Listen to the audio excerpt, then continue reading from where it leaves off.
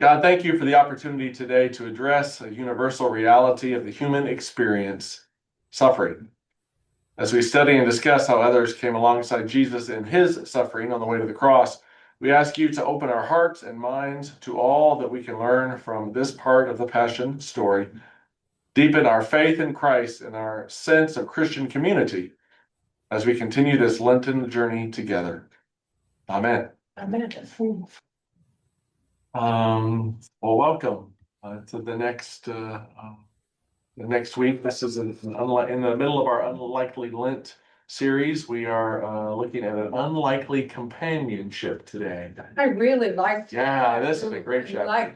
Every time I say I love this chapter, the next one's better. So this one's been this is good. But before we get to Recording. yes, Okay. I think so. Recording in progress. Yes, there it is. But before we get to this week, did anybody try the homework from last week? Did anybody try the writing blame and shame on the things and try to wash it off? How'd it work? It worked really It well. worked. It's a period. It did. It worked all right. What did It you put did it on? Did you put it on skin or on a book or something? I put it on a glass jar. Glass jar, yeah. But when I just wet it, it didn't do anything, but when I laid it in the sink in some water, it was gone. It went away. That's neat. Did you say you tried it too, Pat? Yes, Yeah. Did yours work? it did work. It really did. Yeah. Did yours work? I put mine on my arm Okay. and just held it under the water and Oh, kind of rubbed it. And it kind of went into a wad, and Oh, yeah. so I dissolved the wad, Oh. but it did dissolve completely. So it was pretty impressive. That's good. Well, I Well, wrote something, but I didn't you did dissolve it, so dissolve it, yeah. I guess I'll get around to it. So you'll get there. It's in there for. Or not. Or not. Contemplated Well, for a yeah, while just first, make and it then forever to dissolve get it. those off the. Oh, was it hard to get the stickers off? Oh, Yeah. yeah. Is that the hard part? New one. If you rub it enough, should come off, because that was I didn't even know they made these. Yeah, I didn't either. Yeah. I didn't either. Are they like Avery label? I don't know, I tossed it, but I think I don't know, I don't remember, it was with the office supplies, so probably something like Probably that, yeah. something similar. It wasn't with like canning supplies or something, even though that's Yeah. kind of what it looks like it's made for, Uh-huh. is jars and canning stuff, so. But yeah, well, good, well, and of course, you know, the science part of it's great, but the bigger part, right, is to kind of have a Right. spiritual reminder that God takes away our shame. God takes away the need to blame to make ourselves feel better. And so hopefully that was a meaningful experience for you. Good. I'm glad that would work. So now we move toward, and that was of course an unlikely freedom. So freedom from some of these things that shackle us. And this is, like you say, Marion, this was a great chapter, but a full one, right? Yes. Emotional one, So- because it kind of brought some pretty. I mean, the story, the personal story she told last week was ripping a page out of a Bible, right? And the personal story she told this week was the untimely death of her mother due to pancreatic cancer, right? So it was a heavy, full grief, reminding, grief-inducing story that she brings, and it's which is appropriate, right, as we move toward the kind of the heavier stories of Lent and start imagining the Passion Week in particular. She has this great section. I didn't sign up for this, and I wonder if anybody else has an I didn't sign up for this story. I wrote mine down. Did you? Yeah. A call from Belgium. Mm. Mom, I'm pregnant. Oh wow. Oh, Wow. and I will always be thankful that my reply was so exactly, perfectly perfect. And then another from my son and Gardner saying I'm in jail. Okay. So they were kind of shocking, both. Sure. Yeah, definitely. Moments you didn't sign up for. Yeah. I was reminiscing, my son had to remind me 8 years ago, almost to the day, He had a cardiac event, Yeah. and Ray was in the hospital for knee Oh, replacement. wow. No. We had just lost our grandson. Oh, wow. Yeah. I came to Maundy Thursday that week, and I cried through the whole service. Sure. She's just, it was overwhelming. It was all there at once. Yeah. Wow. Yeah, I didn't sign up for this or this or this, and I definitely didn't sign up for all of it at once, right? Yeah. Mine is more, what I signed up for wasn't what I thought I signed up for. Right. I signed up for this, but it wasn't this. Yeah. Yeah. Right, I'm just having memories of, so when Lauren and Daniel were in grade school, I took care of a couple of boys that one was older than Lauren and one was younger than Lauren.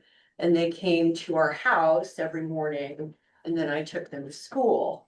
And the particular instance I'm remembering, was when the two of them were fighting on my kitchen floor, and I'm just, I'm just like looking at them going, I didn't sign up for That's right. That's right. these two gnarly boys Right, that, right.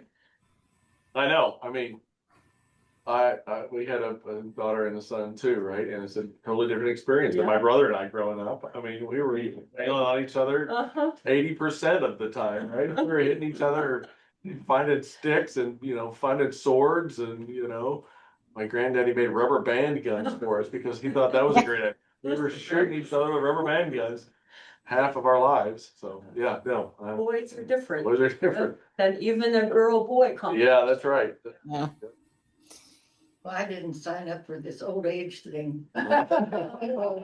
Dropping everything, Uh-huh. but I'm here. You're here, that's right. Matt, you wanted to say something? Well, I didn't sign up for divorce. I think that's probably the biggest thing, and the circumstances, before that and on since. Yeah. But I'm so fortunate that I had 3 beautiful daughters to take care of because they kept me going. They kept me motivated and going forward. Yeah, that's great. Mm. Which is a great, I'm sorry, I have another one. yeah. Forgive me for bringing politics into Oh, it, okay. but those of us who literally didn't sign up for any of this, Yeah. who didn't vote for it. Yeah. That's a great example. It's difficult Right. to acknowledge and. Well, there were times with our autistic grandson that we thought, we didn't sign up for this, Yeah, but Yeah. it was challenging sure, many times. sure, And I'm sure my daughter felt that way. sure. Yeah, well, I really appreciate, and I don't know, Susan, could you close the door? I think you're probably getting most everybody we can. I know as folks come and go, the owl tries their best to see who's out in the hallway, and so to save the owl from The trouble of. from the trouble. We'll thank you. Yeah, I mean, there's so much in our lives, right? That from parenting to parenting our parents, right? Dealing with the grief of saying goodbye to parents and caring for them in older age and spouses. You bring up some of the trauma that happens in families, right? And so and I appreciate her. I really think for about 2 or 3 pages, I almost underlined it, feel like every line, because she talks about this great stuff about how when this stuff happens, we work so hard to numb or distract or avoid or pretend as though it's not hurting. And I don't even know which of my many underlinings here to read. I'll just pick out a couple. We live in a culture where people use potions and procedures to lengthen their lives, striving to push back aging, pain, and discomfort. From serums to surgery, from experimental gene therapies to extreme fasting regimens, the desire to outwit mortality is ever present. Right? How often are we trying to outwit mortality? Right? Trying to say these are the things. Well, and then at the bottom of that page, this is on page 70, I'm reading many underlying why questions. Why are we so obsessed with avoiding suffering? Why attempt to conquer mortality? Is it simply human nature to resist pain? Or does this relentless pursuit of longevity reveal something deeper? And so she goes on talking about this avoidance of suffering. How much when things are hard, we want to go somewhere else or do something else or imagine something else. I don't know. Anybody have any reflections on any of these? Or maybe you have other quotes that you would read from these couple, 3 pages. 70 to 73, 74 are very meaningful in my mind. Anybody have any reflection on any of that stuff? Those of you that haven't read the book. On 71, the last sentence in the top paragraph, I circled, even people of faith can have serious spiritual anxiety about what happens next and the realities of heaven. That is so true. Yeah. I don't happen to be one of them, but I certainly get it. Sure. And then the next one I circled was at the end of the next paragraph. We crave ease and comfort, yet in doing so, we often sacrifice depth and authenticity. I think that's so true. Absolutely. Absolutely. Only of other people, not myself. Right, exactly. Those people. Yeah, I mean, I think we can, it's interesting and as I sit down with with the family once a loved one has died, right? And I try to go to this depth, right? I try to kind of say what is it that you deeply miss about this person? What are the things that you're going to miss the most? And because at that time, so many folks are ready to just kind of skim over and say, well, there's and for some people, those conversations turn into, yeah, Dad was a jerk sometimes, and this was hard, and sometimes I have to promise I'm not going to include that in the eulogy. But saying that stuff out loud, is important for some folks. Yeah, I gave up on underlining in 71 and I just gonna have like a side. I know. thing Yeah, here's my whole squiggle all the way down. Yeah, yeah. Yeah. That our resistance extends into our emotional and relational lives as well. Avoid hard conversations. Yeah. Right. Avoid. Right. Yeah. Yeah. I mean, I'm thinking even just this weekend of Houston, the conversations that were lingering that we didn't have with our family in Texas. Yeah. But Talked before about some political differences and cultural differences. right. Yeah. Mainly the political differences. I would say, that we didn't talk about. What she goes on to say, which I think is related, right? Social media has further enabled avoidance. People are enabled to hide behind anonymous screen names and avoid consequence and conflict. Some people curate versions of their lives where only the polished happy moments are on display, shielding themselves from the messiness of real human. So I think that goes into your quote as well. So yeah, again, she gets it. She understands it's real important. When I was a pretty new Christian, my friend Andrea and I went to a women's retreat for the weekend. Mhm. And I was in a workshop with somebody or other, I don't remember. And my friend Andrea said, everybody knows that she has the depth of a quart of water in an Olympic-sized pool. Oh, wow. And I thought, we get to be honest here. This is so refreshing. My first women's retreat, and we get to be honest here.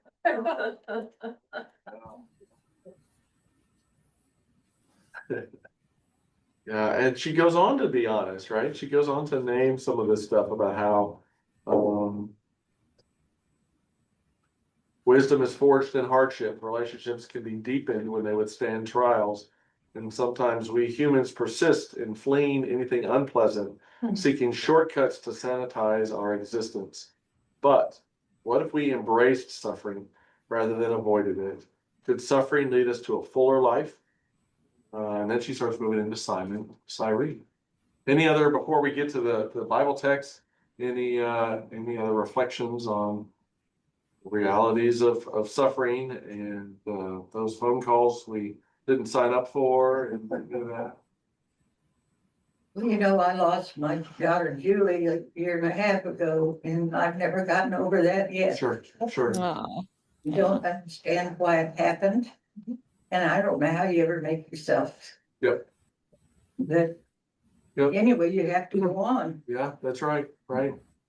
And Dixie, I think you've been a wonderful example of exactly what she's talking about. You don't try to just smile and say and shrug and say it doesn't hurt. You, every time I talk to you about it, you're honest and lay it out and say, God, this isn't the way it's supposed to be, and I value that. Julie loved life and people, That's right. and she finally got to retire and work on her art, and then she didn't get to.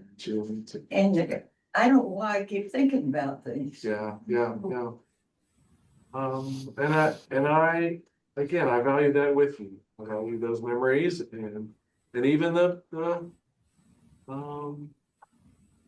staying with them, right? I almost said dwell. I think dwell can be a word that denotes unhealthiness, but I don't think it is. I mean, I think dwelling in those memories can be a healthy thing as well. I pray a lot. Yeah, absolutely. Wow. Absolutely. You're walking through the valley. That's right. And you name, I think, the important transition here, Dixie, is she moves from don't go back to the surface and numb and hide and pretend as if it doesn't hurt. Stay in the depths, but then find each other, find practices of faith, find that work. And I think it's a reflective story from what the Bible story is. So I brought the Bible map in. I told you guys how much I love maps. We're going to Libya. We're going to Libya. That's right. This one doesn't have Cyrene. The second one does. So anybody know where Cyrene is on this? No. Barely on the map, all the way over here. So the text today, if you don't have the book and you haven't read, is the story of Simon of Cyrene, who is the man who was called upon to carry the cross of Jesus. So, let me get the numbers, right? Because she puts in here how long it would take. You'll remember Weeks and weeks. Yeah, the trip from Cyrene to Jerusalem is over 850 miles. wow. So you can imagine that route the whole way, right? And it's, and even she said, then she said making that trip today would be like walking from Columbus, Ohio to the Gulf of Mexico. Even if you travel by ship, right? And you can see where just get on the boat and zip over there in a speedboat, right? That is not the case. It would have taken him weeks to arrive in Jerusalem. According to the book of Acts, there was a Jewish community in Cyrene, and the group was present when Simon Peter preached the sermon on Pentecost.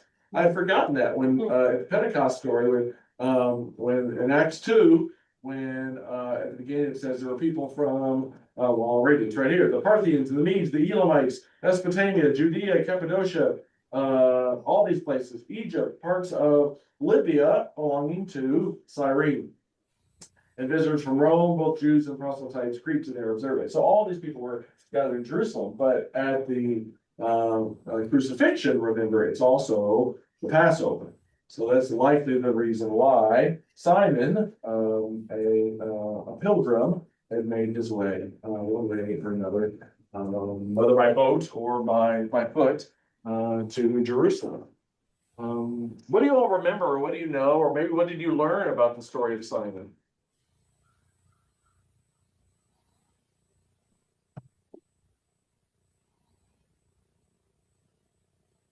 Well, traditionally, hasn't he always been portrayed as black? I mean, as an African, that's often the case. I mean, Libya is a little more diverse than some areas of Central Africa, but yeah, that's often been the portrayal. Which has stuck with me, right? I always think about that image when I look at pictures of the Passion. That's Simon. Maybe if we help, we read it. We haven't read it yet. Let's read it first, and then we can maybe dig a little bit deeper. And this is from Luke.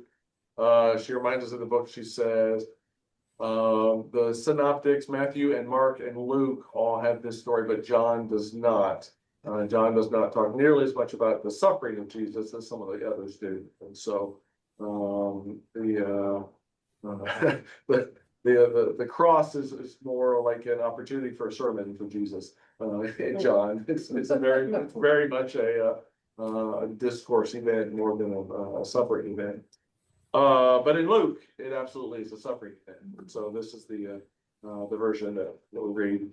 As they led Jesus away, they seized a man, Simon of Cyrene, who was coming from the country, and they laid the cross on him and made him carry it behind Jesus. A great number of the people followed him, and among them were women who were beating their breasts and wailing for him. But Jesus turned to them and said, "Daughters of Jerusalem, do not weep for me, but weep for yourselves and for your children. For the days are surely coming when they will say, 'Blessed are the barren and the wombs that have never borne, the breasts that have never nursed.' Then they will begin to say to the mountains, 'Fall on us,' and to the hills, 'Cover us.' For if they do this when the wood is green, what happens when it is dry?" That is good. Yeah. So we're definitely getting into the heavy passion story, aren't we? So yeah, what? But that Jesus turned and showed compassion for these women who had been with him all along the way. That's right. That was what impressed me. That's right. Yeah. Yeah, it's so this unlikely companionship line from the title. I think she's trying to make a point both ways, right? You have someone like Simon, who is in the story kind of by accident, right? I mean, he's not, as far as we know, not a disciple, not somebody who's following Jesus, not somebody even knows. I loved her kind of creative retelling of the story. So this one, I won't read the whole thing, but if you don't, I don't know. I think I've said this before. I do have an extra copy of this. If somebody that doesn't have one in one form, but the creative retelling that she has is phenomenal because he kind of makes Simon a pilgrim who's here and just kind of neck on head on a swivel, looking at all the things around him, and all of a sudden the energy and excitement of a pilgrim city turns dark quickly as he finds himself in the middle of the crucifixion scene. And then he finds himself literally dragged into the middle of it and told to carry the cross. I mean, what? As you maybe read this, or maybe think of hear the story in the text again, how do you imagine yourself if you were Simon in the middle of this?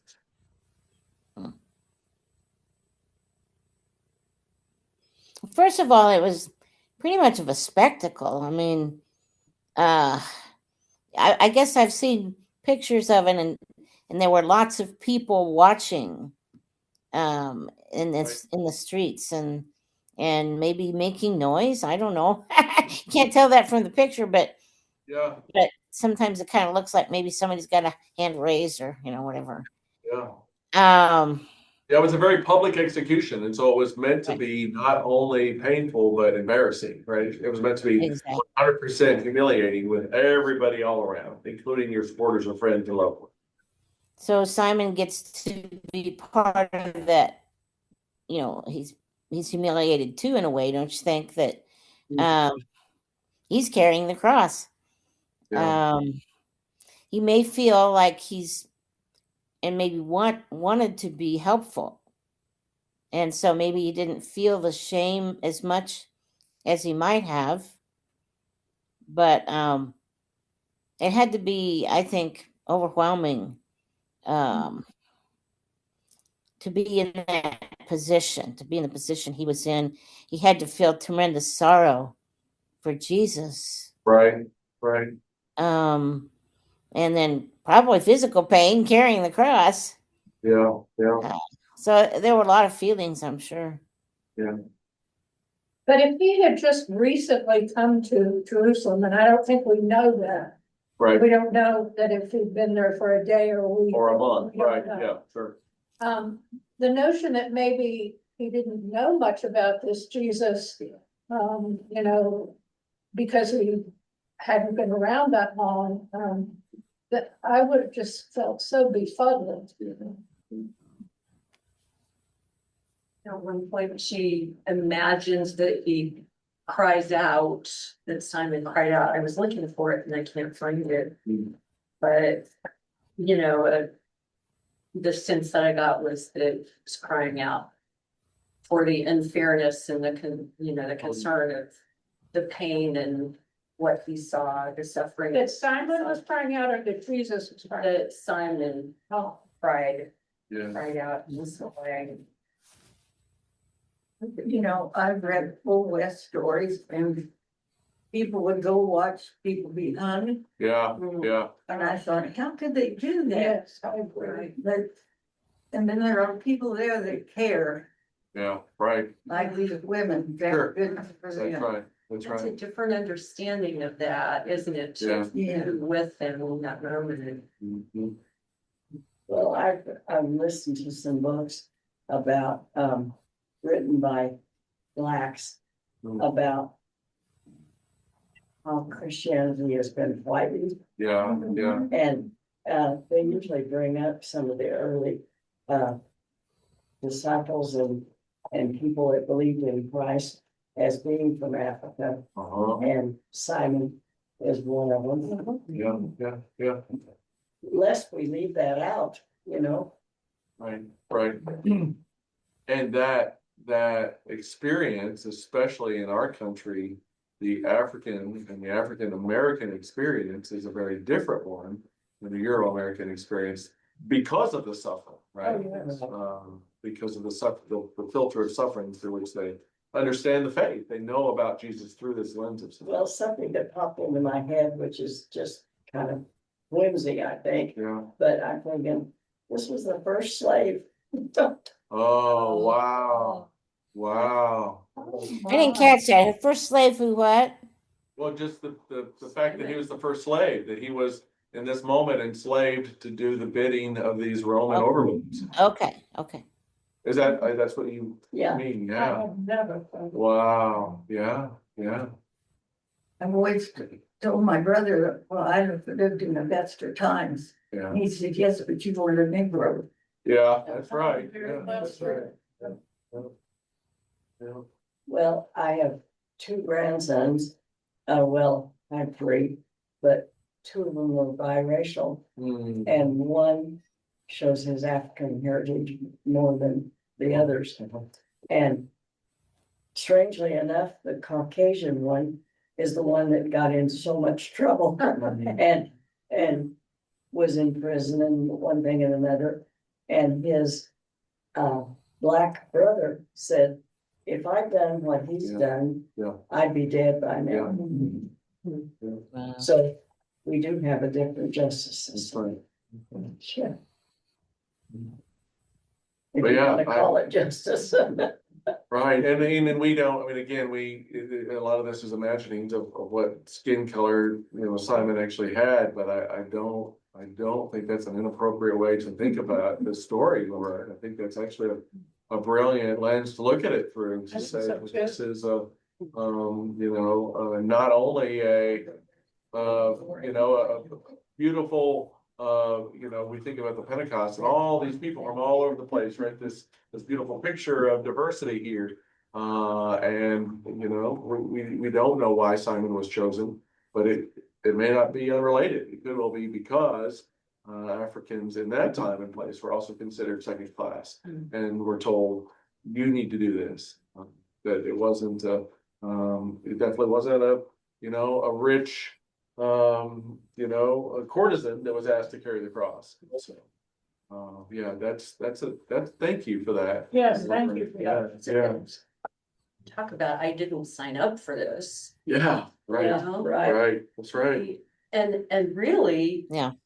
you know, the creativity of the stories that we can imagine that he might have of what his feelings were in that moment, Yeah. really don't know. He might have been just, you know, why me? Right, You know, I don't want to be here. I don't want to be doing this, but Right. he's forced to. Right. So that right. puts that in a different.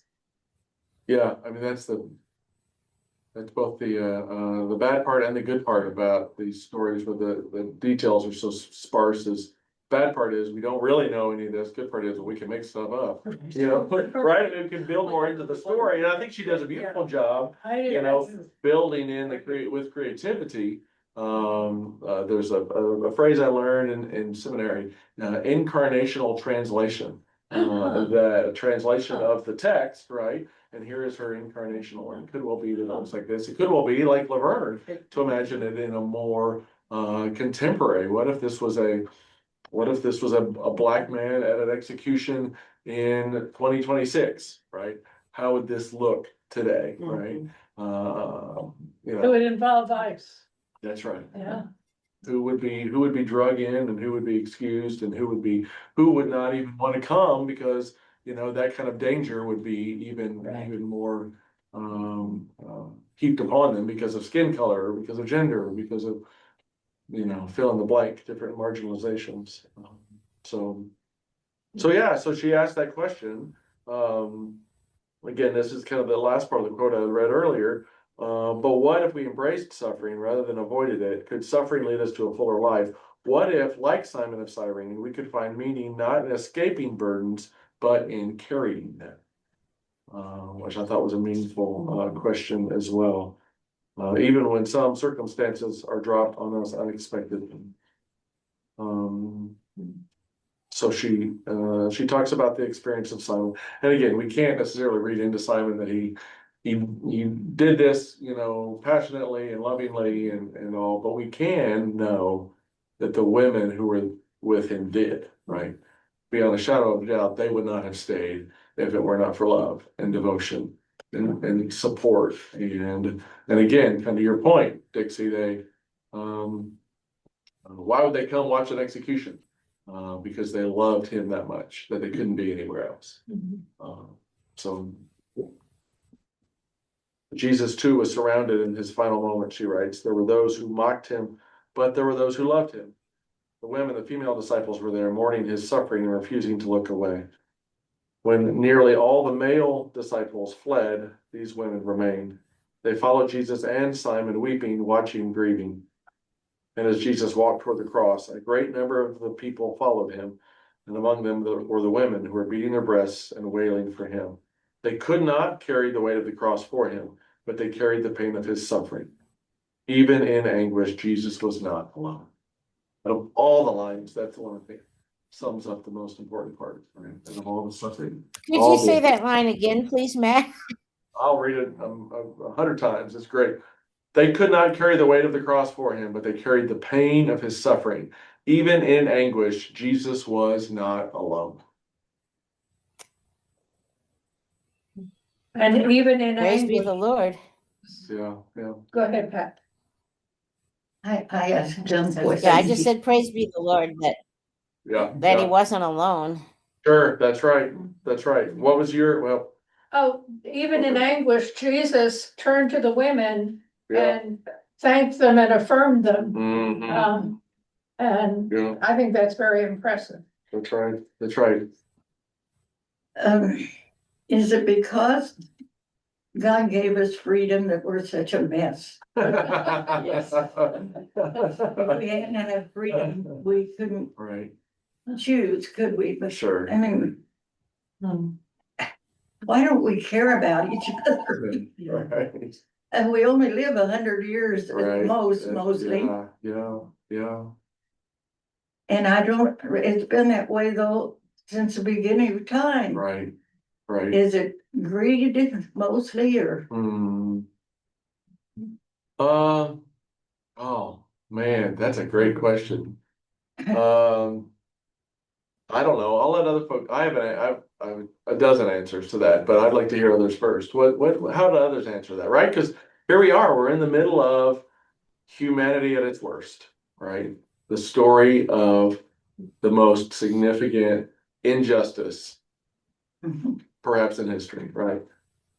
Why? Why are we like this to each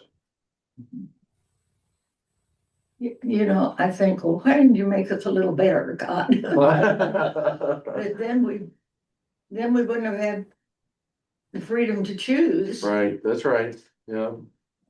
Yeah. I don't know, life's hard to understand. I Right. read somewhere that in human terms, would you want to make someone love you? Or would you want them to choose to love you? Right, right. And that's just in human terms. Yeah. And I always think that's why God gave us free choice. We can choose. Yeah. It doesn't mean anything if you're coerced into it. Right. That has appealed to me, to make somebody love me, to, reduce my suffering. Somehow that just sounds a little bit appealing. Yeah, right.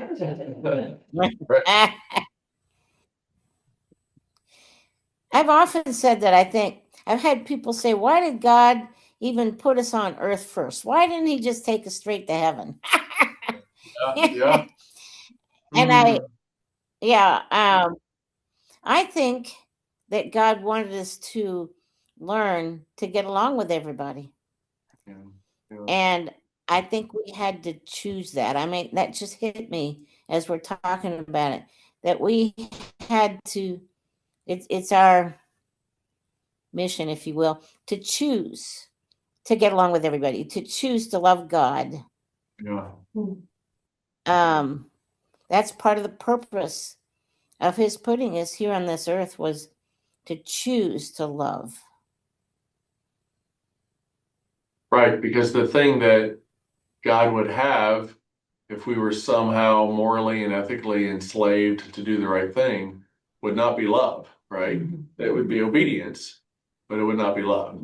And God risked to give us this freedom for the greater reward of love, right? Of true relationship, of being able to hear our cries of community, of communion, of getting it right, right? We couldn't get it. If we couldn't get it wrong, then we really couldn't get it right because we weren't making the choice. But God risked in order to hope and then lift up this possibility for us to get it right. And what did Jesus pray in John 17? Mhm.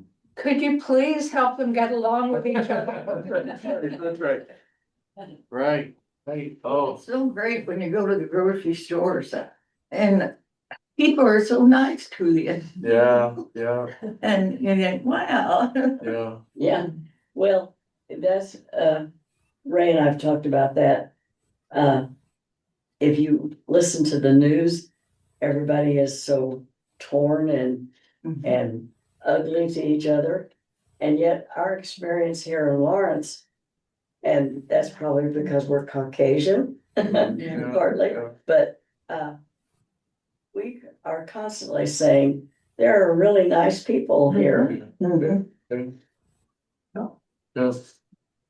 Yeah, I remember the life after death conversation we had, there were some folks that started to kind of say, oh, where are the young people? There are young people that don't want to be connected to the church, or they don't want to know about Jesus. And I think it was Preston that stood up and said, actually, my experience, they're yearning for that. They deeply want that, right? They may not be looking for it here, but that doesn't mean they're not looking for it. And he's kind of making a similar point to say that there is a deep, we all have this deep yearning, right? And to assume that young people are all one way, right? Is probably not the appropriate way to do it. And that's how I would answer your other question, Dixie, about is it greed? I would suggest it really is more complex than that. I think we all sin differently, right? I mean, I think for some of us it's greed, for some of us it's pride, for some of us it is kind of the opposite of pride, right? Of not seeing ourselves as good enough. We talked about this some last week with the shame and the blame, right? For some of us, we think we're up here and we need to come down, and others of us think we're down here and we need to come up, right? And so it could be greed, it could be just the violence of I'm afraid, and so I'm going to strike out or I'm going to defend. But it's different for, I think, for all of us. There's some universalities, but the more I preach, the less I try to say, here's the one answer for everybody, because it's different. Yeah. So did you have another So, word or another piece of it? Oh yeah, Pat. does somebody else want to talk? No. Okay. Uh, Well, anyway, if people who aren't coming to church, young or other ages, but they're yearning, and I know they are yearning for love and connection, etc. Where are they trying to find it? I know a lot of them are trying to find it on the internet. Huh. yeah. That's sad. So where do we Yeah. go looking for these people? And and and yet there are also, some pretty cool internet churches going on, and some ways that people are connecting online, and it's different, right? It's not necessarily the way that our generations found Jesus, nor can we. There's strengths and weaknesses in doing it that way. But I think the problem is when it's like her stuff about social media, that they look on the internet in ways that aren't truly connective, that aren't truly vulnerable, but instead tend to be more about keeping folks at arm's length instead of embracing, right? She writes a lot about vulnerability in this chapter. I don't know if you all caught some of that part of the section as well. But that's the way in, right, Pat? To say it's not simply a matter of I want to be involved, but until only if I can touch it on the screen, right? And if I can turn it off, then I'm safe, right? But what about what about the example of the women who said, "Here we come. We are coming to this event, even though it is going to be the deepest grief that we can imagine."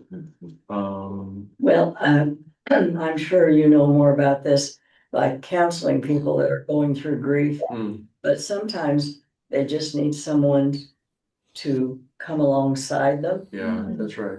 and help carry the load. Yeah, that's right. Yeah. And It's not the words we say. yeah, that's right. I never will forget, I lost a cousin to a motorcycle accident. I mean, a vehicle accident.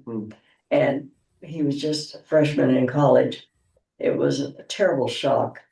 And I was living in Richmond, Virginia. Couldn't be around any of my relatives. It was too far. And a neighbor called me one morning and said, "What are you doing today?" And I told her, and she said, "I'm going to come over and bring some sewing and just sit with you." Oh, wow. And that's all she did. What a gift. I've never forgotten it. What a gift. And she Right. said, bring some what? Sewing, and she just sat. She said, bring some what? Sewing. Sewing basket. Well, sewing. Sewing, Yeah. okay. And she just sat and did her handwork and listened to me, whatever I felt like talking about. Yeah. But she didn't have any answers or even attempt to. Right. And I've just never forgotten that. Yeah. There's an expression here on 77. What I long for is someone to sit beside me. I want others to hold space when words do not come. I don't think I can define that.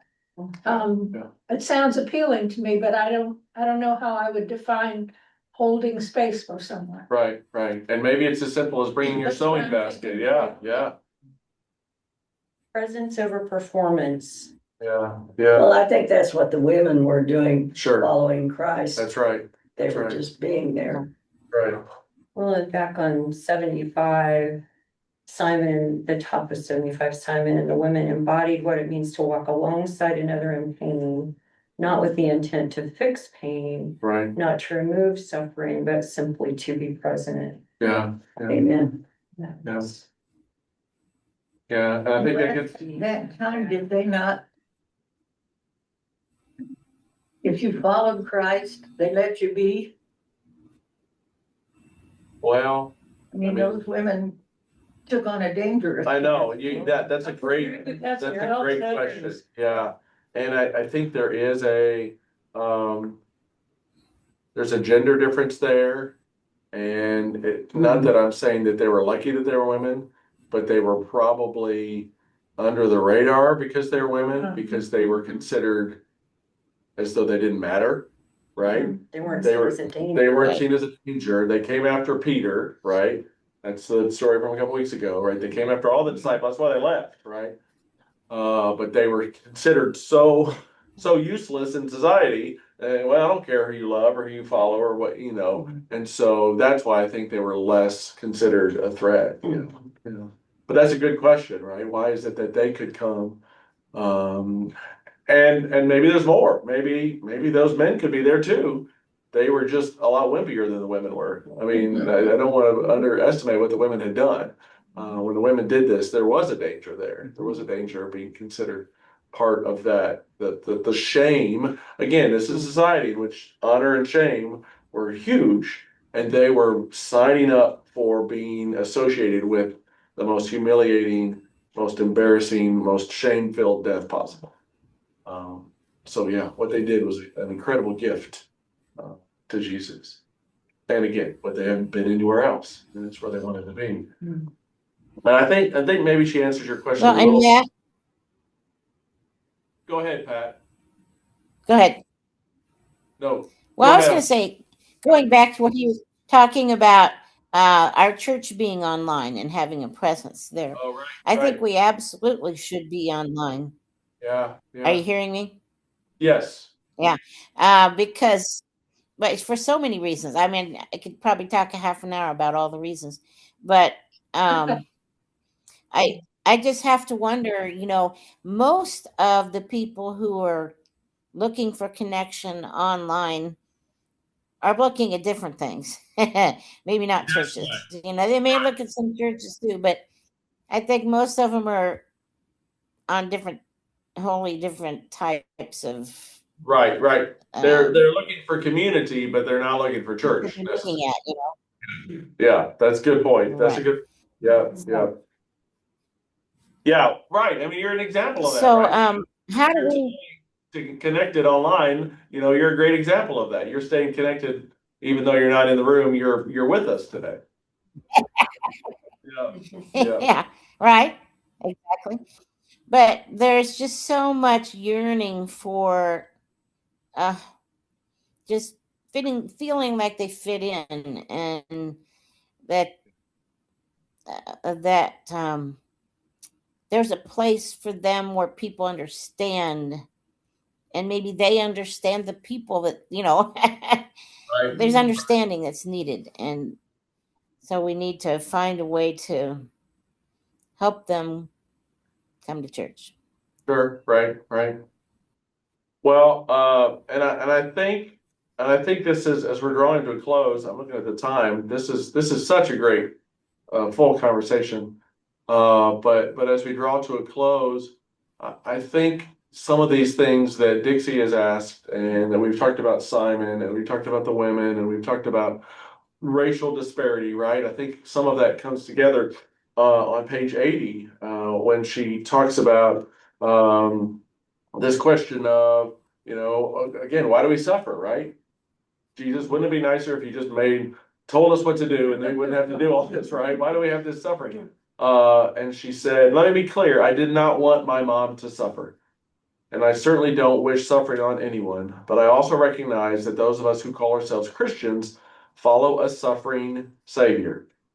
So could it be that suffering is part of the program, part of being human? Might it be true that suffering is more than awkward emotions to be endured? Suffering is more than pain to be avoided. Could suffering be a pathway to growth, to life, and ultimately into love? Our culture tempts us, here's back to Pat, your point, right? Our culture tempts us with a message to avoid pain at all costs. And humans are certainly tempted to medicate it, distract from it, and silence it. But Jesus did not avoid suffering. He walked through it, and in doing so, he showed us that suffering is not the end of the story. What if instead of running from our pain, we allowed it to shape us? What if we, like Simon, carried our pain not as a burden to break us, but as a companion to teach us? And so, as the last kind of practice this afternoon, and Pat, I should have sent you a message beforehand. We're going to light some candles in the room. If you have a candle at your house, you can do the same thing at home. She writes at the end of the chapter a kind of an invitation to do this practice. She says, perhaps in this practice you could create holy space for one another. Whether you place a single candle on a table or multiple tea lights, like we have on the table in front of us, create a time for each other to reflect on their own grief. Invite people to come forward and light a candle. Some will light the candle for the suffering and pain they themselves are carrying. Others will light the candle for someone else. Be sure to remind participants that the light is a sign that none of us suffer in isolation. And so I invite us to, this will be our last thing before our closing prayer, just to take a few moments and we'll be silent together. Again, Pat, for you, it could be just a time in the chair quietly, or if you have a candle at home that you would like to light, and then here in the room, if you would like to stand up. I've moved the tables around so you don't have to walk all the way through. Those lighters take a bit of a skill to figure out. But you're invited to spend a few moments contemplating, waiting until you're ready, and lighting a candle if you feel led.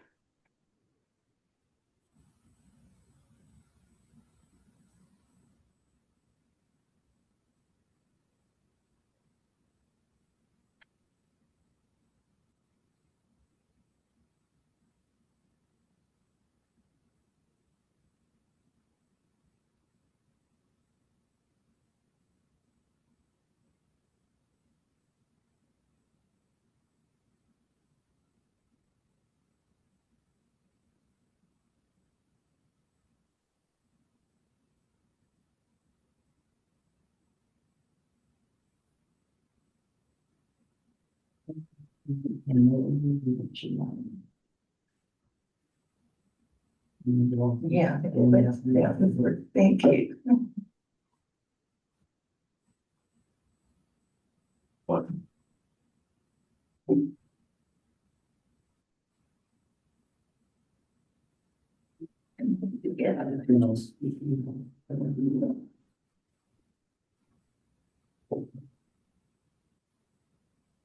Watch the owl as you're walking around.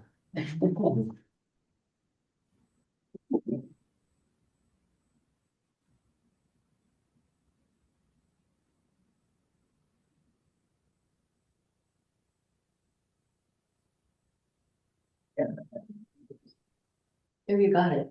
That's it. While it does that, you push these when you, okay, that. Thank you. I saw that.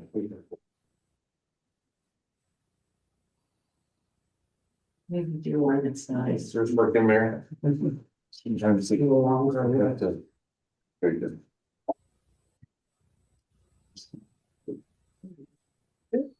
Yep, got it. Thank you. You're welcome. Thank you. And then you press the button. Good. I lit a candle in a cathedral in Ireland Yeah. when we were there. And they weren't nearly as complicated. Yeah. Is it okay to light too? Of course. Those are so beautiful. None of them. No, mystery that Jesus said, I am the light of the world. Handle it in darkness.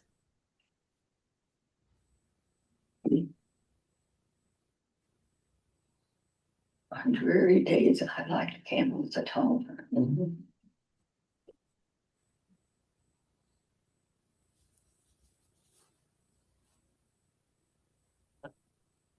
Almost the whole symbol emerges when she lots of it because she hasn't a great sense of smell, but it's a pretty.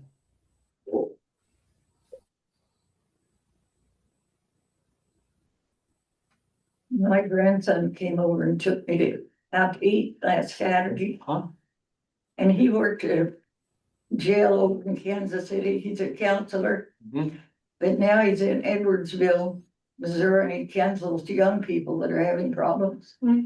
And he was telling me that he heard Jesus speak to him and it changed his life. Wow. Wow.